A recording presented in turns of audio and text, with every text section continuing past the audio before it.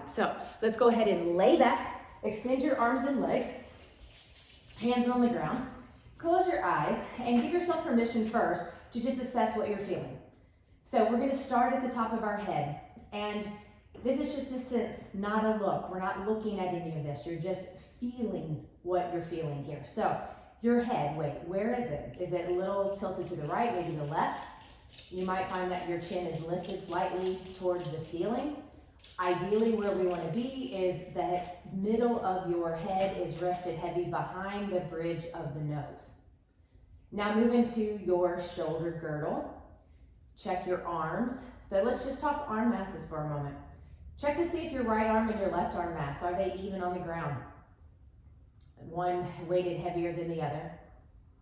And then in your shoulder girdle, where is the weight? Is it high up in the shoulders?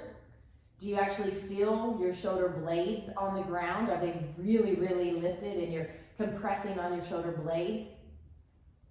Ideally, where we're hoping to restore to is the weight being in your lower rib wall. For women, right behind where our bra line comes. Now we're going to go into the low back curve. Do you have a tensional pull in your low back? Does it start all the way up in the lower ribs and go all the way down to the pelvis?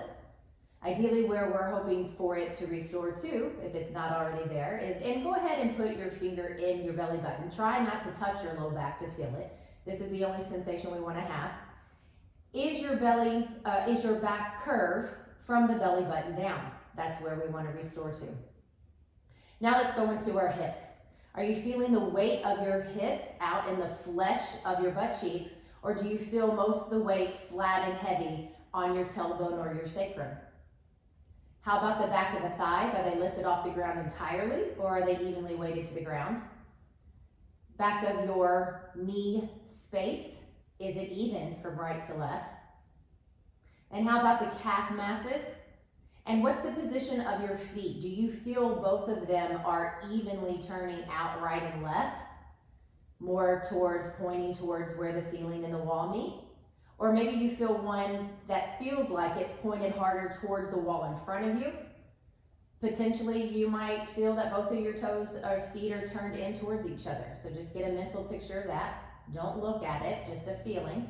And then divide yourself in a right and a left half, and all the way from your ear connected down to your foot on one side. Do you feel more heavily weighted on one half than the other? All right, now we're gonna bend our knees, turn to our side, push ourselves up. Now let's go into our Reconnect sequence. This is a fantastic thing to do also at night, maybe an hour before you go to bed, to calm the nervous system so that you will sleep better. All right.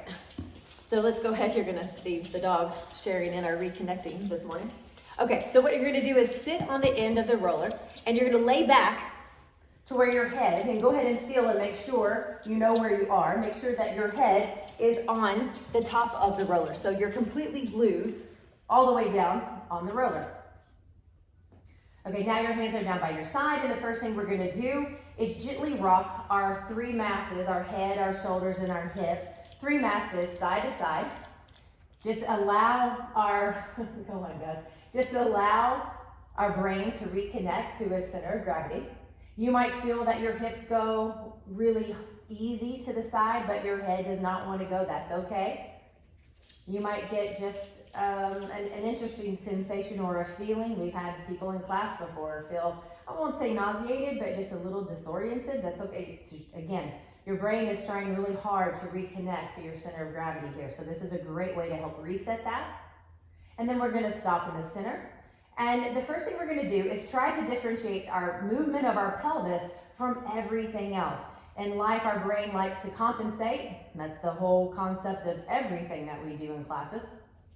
And the first thing that it does, it uses big muscle groups to move you through space because your deep stabilizing muscles in your hips and your spine are checked out. They're not helping you out. So it then doesn't allow you to move your pelvis alone by itself. So what will help you and help your brain is to make a triangle with your hands, put your palms on your hip bones up here, your fingertips on your pubic bone, and we're gonna inhale through the nose and gently tuck our pelvis up. So it's as if your fingertips are going up towards the ceiling. and you can gently push with your palms, exaggerate that feeling for a moment.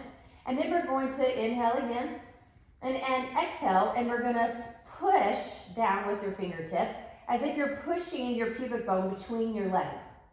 All right, now we're gonna do it correctly. This time we're not going to let our body compensate and help you move. So inhale through your nose, and then you're gonna exhale, and when you tilt your pelvis back and tuck your pelvis up, you're not gonna push through your feet and you're not gonna squeeze your butt cheeks. You might be wondering, how in the heck are you gonna do it? That's okay. We're remapping, reconnecting, retraining. You're gonna inhale again, and on the exhale, I want you to push your pubic bone down, push it away from you, tilt your pelvis away from you, and don't use the muscles of your low back. If you feel your low back lifting or your ribs coming off the roller, you're overdoing that. You're letting your brain win. Inhale and tuck. And again, ribs stay heavy, not pushing through your feet, not squeezing your butt cheeks, and then exhale and tilt. Push the pubic bone away. Let the pelvis slide between your legs. Don't contract your low back. It's a very slight movement. Inhale and tuck. Don't push through your feet.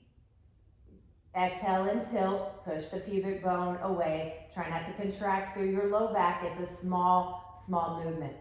One more time again. Inhale through your nose. Press your hip bones down. Let the pubic bone curl up. And then exhale and tilt. Push the pubic bone away from you, as if you're sliding them through your femur bones. And then relax.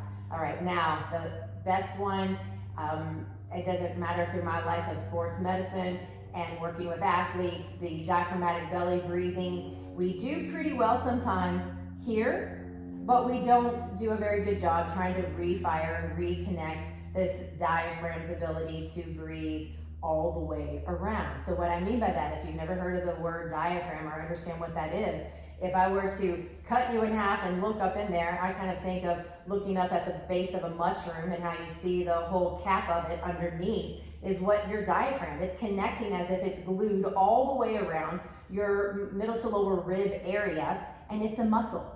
And if you don't lose it, if you don't use it, you lose it, right? Not that it goes anywhere, it just doesn't fire. When you come out of the womb as a baby, you autonomically breathe that way. The first thing you do is this big balloon blows up three-dimensionally all the way around. And what we're gonna do right now is try to restore that. So we're gonna start with one hand on our chest, one hand on our belly. We are not going to let the chest hand move. Inhale through your nose. Let the belly hand rise up, not the chest hand. Exhale, back down. It's not a forceful breath, it's just an even breath, nice and slow. Inhale through your nose again. Push, push, push, push, push. It's all about intention, so if you're the normal person right now and never tried this, you might not have a clue, exhale, what you're doing. But with practice and repetition, you'll remap and be able to do it. One more time. Inhale through your nose. And exhale fully, all the way back out. Be very conscious and aware of the exhale, the full exhale. We tend to inhale easy, but we don't exhale very well at all. Now let's take our hands and put it on our side ribs. Elbows are going to go onto the ground. And our intention this time is to think about our ribs going out, not up this time. You might even feel it slightly pushed to your back. So I envision a balloon centered in my middle, and as it's blowing up, it's going sides and back, and when it exhales, it goes, let the air out, it goes all the way back down. So here we go again. Put your hands so your sense of touch, your brain can understand what you're trying to do here. Inhale through your nose. Feel that expansion on both sides, right to left, and exhale and collapse it all back down. Inhale again through the nose, not a forceful breath, just a full breath. And then exhale and let it all collapse back down. And inhale again, visualize, push, push, push, push, maybe even try to feel that diaphragm touching on the inside of your back, so the front of your spine. Inhale that last little sip of air, and then exhale and let it all collapse back down. Good job. Don't be frustrated if you couldn't get it that time. You're going to continue to practice that one because this should be part of your everyday routine. All right, one hand low on the pubic bone, one hand high up on the collarbones, up close to your neck. And we're gonna think long this time. So inhale through your nose, nice and slow and even. And we're not thinking up and we're not thinking out, we're thinking long, north, south. And then let this collapse back down. So I try to envision, inhale in through your nose, that my pubic bone is going away from me towards my feet and my collarbone's going up towards my head. Full long length breath. And then exhale and the pelvic bone comes back and the neck comes back down and connects in the center. So exhale everything out. One last time. Inhale again, long breath, push up, out, down. Lengthwise, exhale and combine, let it all just fall back together. Balloon is deflated. Good. All right, let's put our hands on our lower abdominal area. So my hands are on my hip bones and I let my fingertips come down, similar to when we were making that triangle. This time what we're trying to do is tap into that reflexive core mechanism. And what I'm talking about, let me show you what I'm talking about, is back when we were babies, we could do this naturally, autonomically, without thinking. And it's called our transverse abdominis. And when it fires, it will actually go down and out. It'll go flat and wide between your hip bones. This is an autonomic stabilizer. So most of the muscle fibers are here, but it actually goes and wraps around the backside. But what you're trying to feel for in this next little part is to feel for that contraction. Now, if it punches up, away from you, if your contraction goes up and out, that's called your rectus abdominis, your 8-pack, your 6-pack. That's an easier one to do. We don't want that. That's the wrong path. That is not the muscle. We are trying to feel the slight contraction that goes down and out. All right, so on your roller, and the way we're gonna do this is exhale with a sound. And the first sound that I'm gonna suggest that you try is a shh sound. And try that right now before we do the breath. Shh. You might very well feel that contraction. That's what we're going for. That's what we're looking for. So inhale diaphragmatically through your belly. Exhale with your sound. And if you feel that contraction, try to hold on to that contraction just slightly after the sound is gone. If you didn't feel it this time, inhale. Exhale with a sound and see if that helps. Nice contraction all the way down.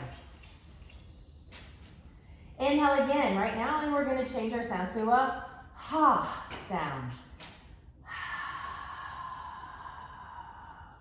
Again, what you're looking for is that contraction. This last one, whatever sound worked the best for you, do that one, and then hold that fire, that contraction, if you felt it at the end, so that your brain can reconnect to that contraction. Here we go, through your nose.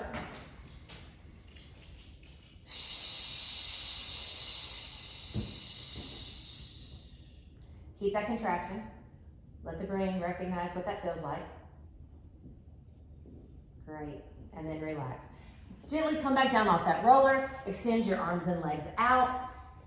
Let's do a quick reassessment. I can already feel my ribs being so much lower to the ground, so check where at the top of your head. Where do you feel your head weight? Is it more centered and even? How about the shoulders, shoulder masses? Hopefully you're no longer up high into your shoulder blades. Hopefully you feel more weighted right in the center, lower part of your ribs. That low back tensional curve, hopefully that is lower, more from the belly button down, not high and lifted closer to the lower ribs. How about the hips and the pelvis? Are you sitting on the flat bone? Have you made any changes in the lower body? Hopefully your weight is more on your glutes. Back of the thighs, are they touching? Are they closer to the ground? Back of the knee spaces, are you feeling those more even? And how about the calves? Are they more evenly weighted? Maybe your feet are a little more balanced and centered, going out to the right and the left side, making like the letter V. And the big change I hope that you're gonna feel is when you divide yourself into right and the left half, and you connect from the ear to the foot, feeling all of those masses. Are you more even from the right to the left side? Hopefully you found that to be the case. Great. Now we're gonna bend our knees and turn to our side again. And I'm gonna overly encourage you to do that up to an hour before bed. And sense what you feel. Drink some water, sip some water.